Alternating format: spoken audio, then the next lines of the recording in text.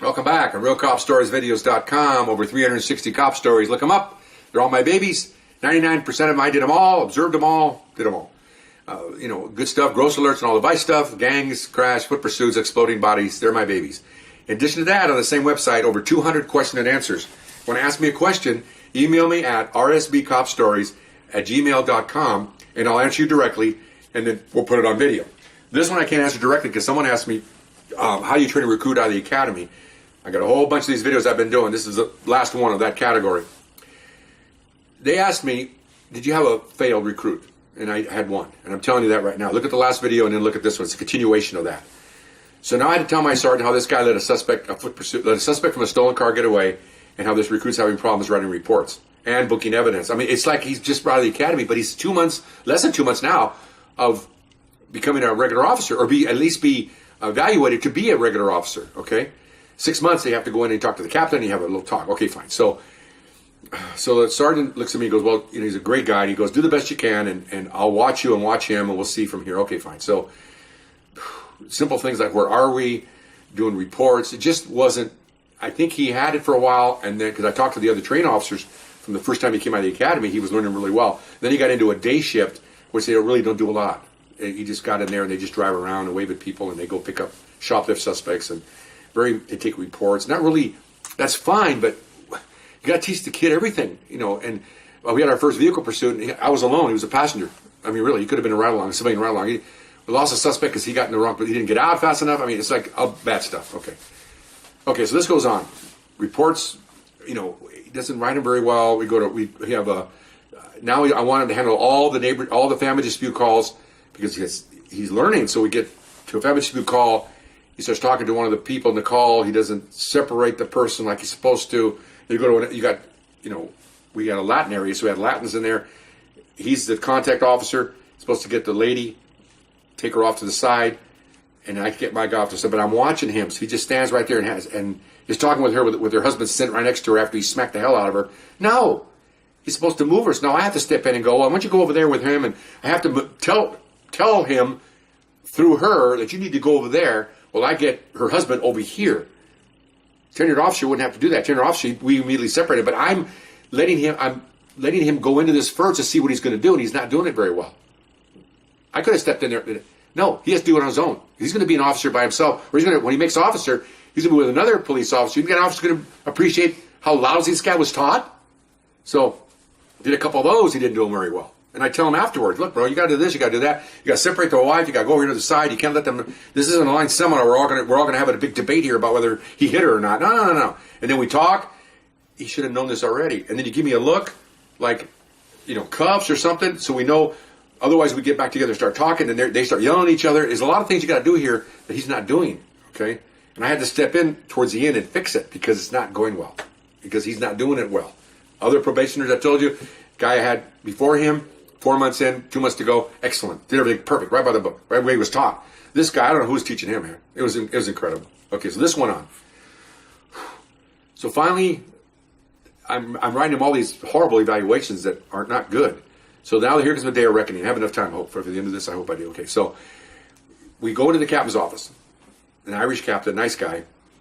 There's 3 sergeants in there, including mine, and there's 6 officers, 6 train officers. Our 2, the 2 on morning shift and the 2 on day shift, and we're discussing him.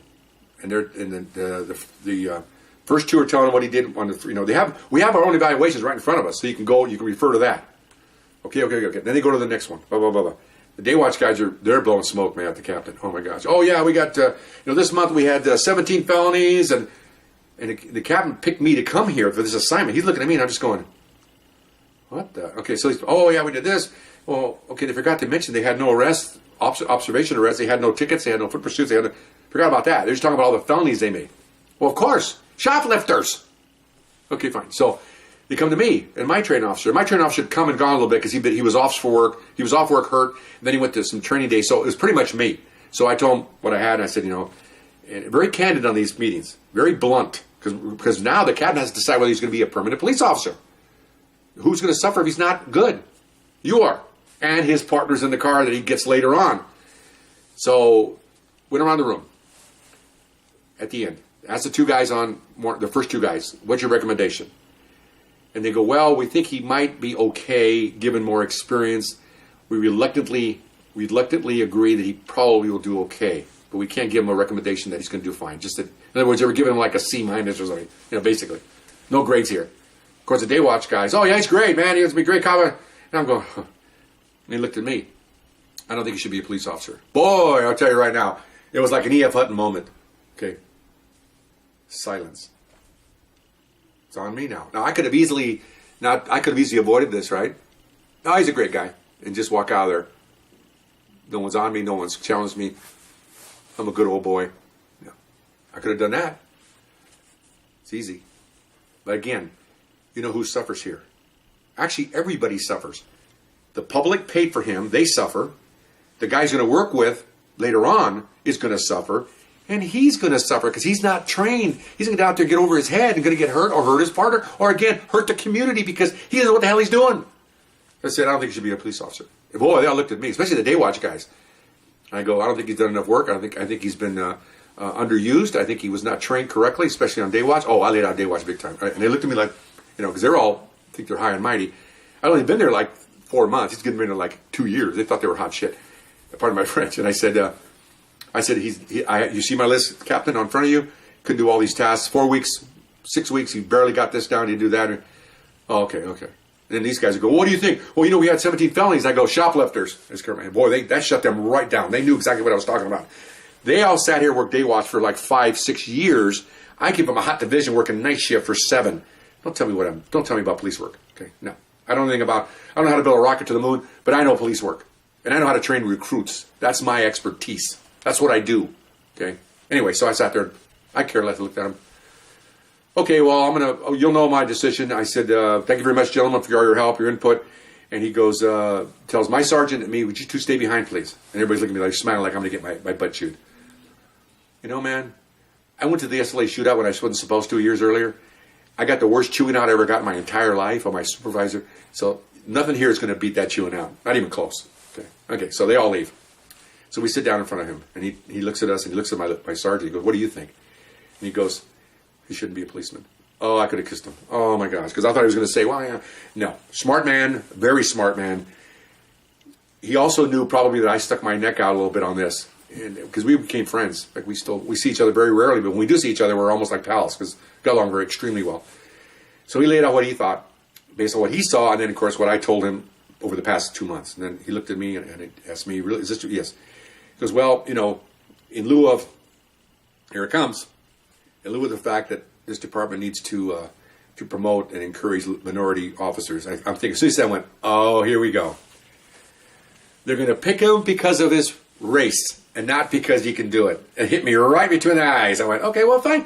You're the decision maker. So he goes, but it's the day watch is enamored with him, and the night morning watch. I said, Captain, I don't want. He looks at me like, Captain, I don't want to interrupt you. So he says, go ahead. We're having an honest discussion here. I said, day watch don't do anything. You know what they do on day watch? And I explained what I told you about shoplifters. He goes, oh, that's why they have 17 felonies? Yeah, that's why. You work with me, we had 4 for 2 months. All 2 dopes and 2 car thieves. Those are felonies, sir. Shoplifters? He goes, well, you gotta be more sensitive. Oh my gosh, he went on with this little lecture, this little company. So he says, but I'd like you to, here it comes. I'd like you to change your evaluations. Would you change your evaluations for me so I can submit all these that they're all positive? I looked at my sergeant. He looks at me. Later on, we were on the same wavelength because I looked at him, he looked at me, and I went, no, sir. Now that takes guts because he's my boss. He brought me over there. He promoted me to this position. I said, I can't do that. He was in shock that someone would actually say no to him. Captain of police, He goes, what? I said, Captain, when I leave this room, I said, I'm leaving in full confidence that I gave my honest evaluation and that my opinion was that he should not be a police officer. You're the boss. It's your shop. You make the call. You're in charge of me and him. But you got to be known, with my sergeant standing here for the record, if he goes out the day after he makes permanent officer and blows some poor citizens away or kills some guy that's unarmed or hurts his partner, I am not responsible for that. I wash my hands of it all. It's on you. Because I'm on record, I'm not wanting him to be a police officer. He should not be a police officer. Maybe I don't know how you're going to correct this. Maybe they could extend his probation. I have no idea if I don't do that. I said, or go to another department, but this is not going to work. Okay, appreciate your honesty. He was now he's upset because I've challenged him. I don't challenge captains. So he goes, well, thank you, and you'll know my decision probably by the end of the day. Okay, fine, sir. Thank you very much. Shook hands, and I said, sir, I apologize if I was disrespectful. No. I wanted your opinion. Thank you. Okay, fine. So turned out later I found out that he thought it was pretty good that I was honest with him. The other guys were bullshitting him. Pardon my French, but it's because I thought maybe I'd be gone and do another assignment. So I left. Well, the sergeant leaves with me, and we go outside to talk. So nobody hearing what we're talking about. And I said, what do you think about that? He goes, I knew you had, my supervisor said, I know you had scruples before, but man, you laid out right there, man. Whatever you want in the future, whatever you need, I'm with you. You really stuck it out there for your principles. I said, that's all we got, man. All I got is my name. He goes, yeah, so do I. Because he asked him too, and he says, he went like this, and no, it shouldn't be a policeman. So, but the sergeant's only watching. He's not the guy in the car next to this guy. He can only see what he's seen, but the ultimate responsibility is me, and of course the captain. So the day went by, and I went to work, and sure enough, around 8 o'clock, the sergeant called me at some scene. I had a different guy with me now, and he calls me out and says, come here. He says, they made him permanent. I said, okay, all right, that's fine. Okay. So they made him permanent. And once you become permanent, then you get transferred out. You go to another division because it's a new start, fresh start, and all that. I hope I have time for the rest of the story. How many minutes am I doing here? You're at 11 and a half. Oh, good. Okay. Let me try to get this in. So fast forward about, maybe 4 years, 5 years. I get a call from my classmate from the academy. He is a sergeant working a division, working vice. He calls me and says that this recruit put my name down as a reference. He wants to work vice. Obviously, the captain never told him that was the only negative vote, because otherwise he would put my name down.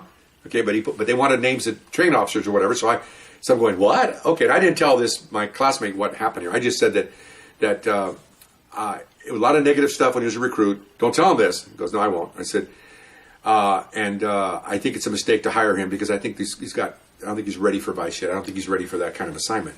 Well, here it comes. Here it comes again. Well, I need a Latino officer because I have Latin areas in vice. I need to bring someone in. I said, well, it's your call. I'm just telling you. Oh, okay, fine. I'll think about that. Okay, fine. Okay. Next month, we have these transfers come out every 28 days. The officers going to different divisions. It's a sheet that comes out. You can follow it. I always look for my old partners. Where's this guy going? He's going from this division to that division and whatever. Somebody's get promoted. Promotions are on there. And I see that guy's name. And I go, oh my gosh, he took him to vice. Oh, because you can see right on there. I went, whatever. So I'm working dope. I'm working narcotics then. So then, I don't know, 4 months later, the sergeant calls me. Hey, how's it going? Hey, I knew what it was. I knew what it was, okay? Because my dad got me in. My dad, I inherited my dad's intuitivism, I guess they call it. Intuit. And I knew what it was as soon as he called. I go, what's going on? He goes, well, the guy that you said shouldn't be up here? Yeah, well, I hired him. Oh, really? I knew that, okay? He goes, I had to relieve him of vice and send him back to patrol. Well, what happened? Well, I think he was stealing Secret Service funds. But we can't prove it, but we think he was, or he was buying too many beers at bars, and he came in a couple nights intoxicated. Oh my gosh. And I go, I told you. I call him Jay. I said, Jay, that's not his name, it's just the letter J. I told you, man. He goes, yeah, I should have listened to you. But he gave such a great, oral interview. I said, Jay, anybody can blow smoke, man. Okay. He goes, yeah.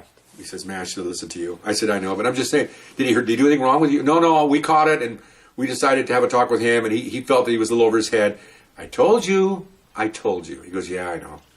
I said, well, thanks for calling me anyway. You could have you had to suck it up and call me. He goes, no, I figured you needed that because you're the one who recommended me not taking him up here. I said, well, if you have any more advice on anybody, let me know. He goes, yeah, I'll definitely let you know if I have someone I know, and I'm going to listen to you. I said, okay, I appreciate that. So that's what happened to a failed recruit, in the sense that the last 2 months I had him, I couldn't fix him. And then they made him anyway, and then he wound up, I saw him 25 years later at a division when I was working narcotics, and he was still around, working patrol. That's all he could do. He didn't go to any specialized assignments after that. I'm sure he retired. He had 25 years on, so he made it to that long. So we did something right. Maybe just the basics, waving at people and taking reports. Although I don't know how he wrote a report. Couldn't write very well, but maybe he got better at it. Okay, anyway, so hope you enjoyed that. That's the last of my recruit stuff. Bye-bye.